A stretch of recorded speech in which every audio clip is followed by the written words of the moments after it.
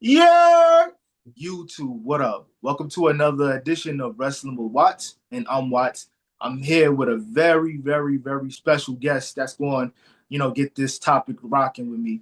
This is the man, the myth, just a person who inspired me to pursue this full time for real. Because it's not a lot of because I watch a lot of people's content, wrestling content on YouTube, but this man right here, his content kind of like stuck out the most because it's so more relatable than a lot of other people in many ways, and I can't express how much I admire you for real. Mr. Black Couch Booking himself. Tell him where to find you, bro. Hey man, appreciate you for having me on, bro. I definitely, you my dog for real. I rock with your vibe and you on the grind as well. Hit that 1K, so I already know what's going on. But y'all go find me at, Real Black House Booking on Instagram. And of course, YouTube is Black House Booking. And once you find me on there, you'll be able to find everything else. But we ready to get right into this hot topic today because this is something I've been thinking about for a minute. Yeah, no, for real. I'm gonna just get it rocking and I'm gonna just start it off. We need to end this Money in the Bank PLE pay-per-view situation. The only way I feel like the Money in the Bank can survive for real is if they expand on it. Maybe not different Money in the Bank matches, but I guess make that the ultimate ladder match pay-per-view or something like that, or maybe a six-man tag, it's not tag team match, but a six-man match for like an intercontinental championship or like a United States championship, or maybe even like a triple threat tag team ladder match or something like that. But I guess what I'm trying to say is that the Money in the Bank match altogether, the men and the women's one, I feel like it should be allocated to WrestleMania, because we look at WrestleMania and we see how weak a lot of these cards are these days. Back in the day, back when we was younger and we watched wrestling, we seen a lot more variety. Like every title was on the line. That was like the big score. Like the tag team titles on SmackDown, World Tag Team on Raw, every single title is being defended for the most part. So why not go back to the roots? Make WrestleMania more interesting and less predictable. So that's how I personally feel. Like let's just put it back on WrestleMania. Yeah, I agree. I've been thinking about this and saying this for a while now. I feel like the Money in the Bank PLE is starting to lose its sauce. I mean, even the leader, the quote unquote leader of WWE, Triple H, is starting to like, bro, I don't know what to do with the Money in the Bank. But I think that's more so a creative issue than Money in the Bank itself. But that's neither here nor there. I mean, it's very easy. You got two nights now, so men's one night, women's one night.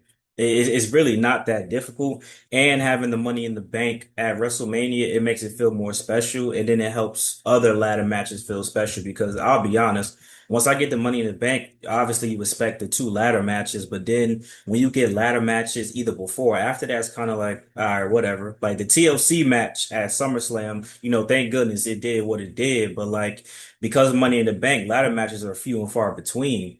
And it also opens up the chance to have some mystique. So if the WWE Championship is defended on night two and the men's Money in the Bank is night one, it's like, yo, is he going to cash in now? Is he going to cash in? And then the women is like, the Money in the Bank right before the Women's Championship match, is she going to pull a Liv Morgan and just come right back out? You know what I'm saying? Like winning Money in the Bank, because then people don't even know really how long they have to cash in Money in the Bank because of the PLE. It's like, well, I could cash in for a year, but nobody really pays attention. But at WrestleMania, it's like, okay, you got until next WrestleMania, bro. And then I would like to see somebody just do it until next WrestleMania. That'd be dope. But we can't have that opportunity if we doing this at a PLE though.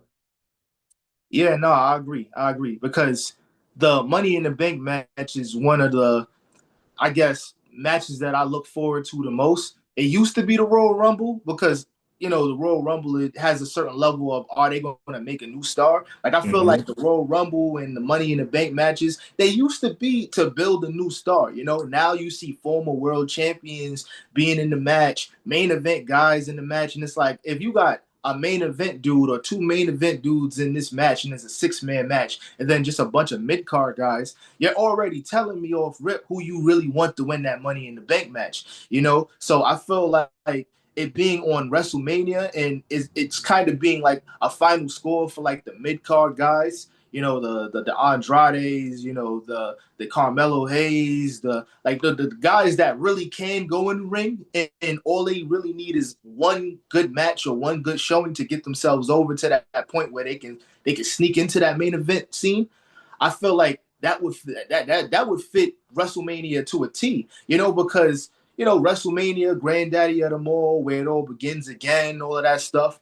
It can be the beginning of something great for a guy who just haven't reached that point yet, and reached that brass ring. And the same thing for the women. Like, I'm not trying to see a Rhea Ripley in a Money in the Bank match. She's already made. Like, you see how she could just walk in the ring and be like, I want a title match. She could just walk in the ring and say, I want a title match. She doesn't need to be in the Money in the Bank. Like the maid women, they don't, like the Oscars of the world, like, they don't need to do that.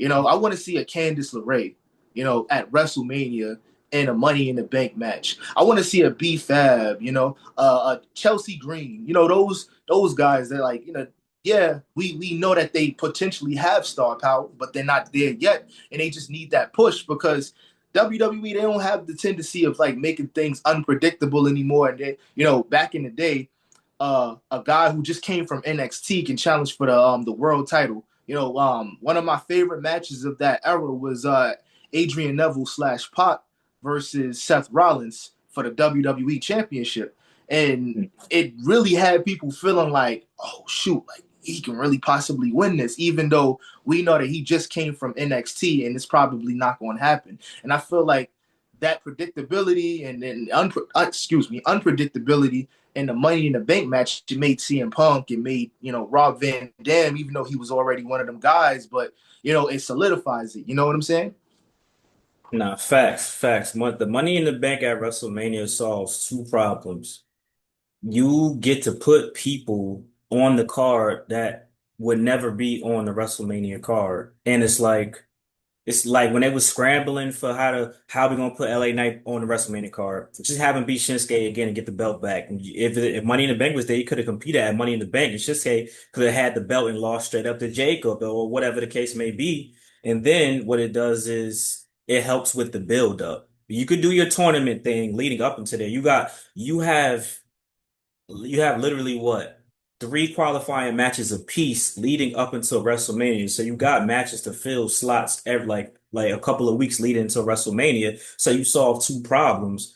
You don't have to do triple threat matches and fatal four-way matches and limit it to 6 people. Don't do 8 people. Keep it 6, keep it clean, keep it concise. And then from there, we got 6 people. We got 12 people that's going to be on WrestleMania that might not have been on WrestleMania. If you want to throw one veteran or two veterans, maybe you throw Sheamus or Drew McIntyre, or maybe you throw not a Io, well, maybe a Io Sky, whatever case may be, cool, but don't let them take up the other spots. You keep the other spots for new people who would never be on the card, like a Chelsea Green, like a Andrade. You could give a newcomer or somebody who's been there a chance to finally get their WrestleMania moment. You give an Angel Garza a shot. You could give a Mia Yim a shot to beat. Mia Yim could be at WrestleMania. Mm.